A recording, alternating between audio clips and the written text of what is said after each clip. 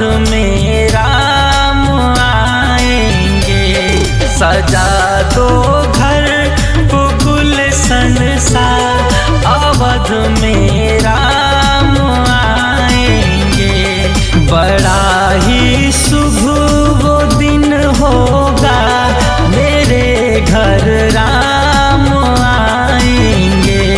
सजा दो घर को गुलशन सा, अवध में राम आएंगे।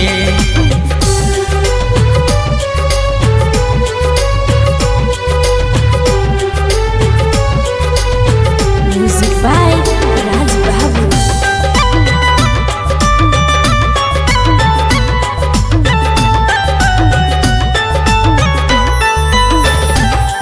बिछा दो फूल राहों में, चुनो हर बाग से कलियां।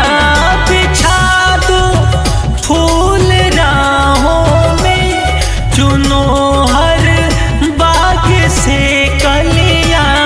चुनो हर बाग से कलियां।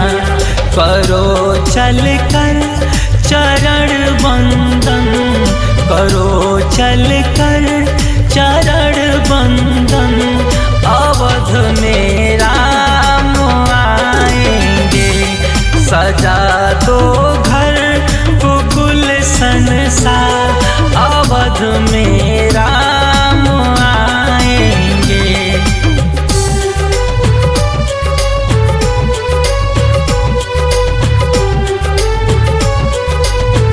Music by Raj Babu.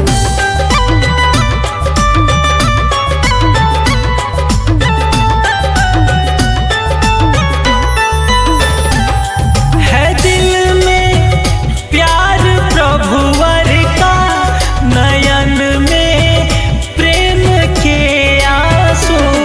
है दिल में प्यार प्रभुवर का, नयन में प्रेम के आंसू।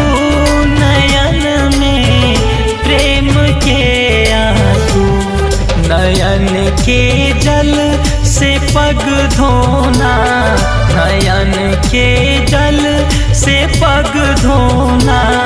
अवध में राम आएंगे। सजा दो घर को गुलशन सा, अवध में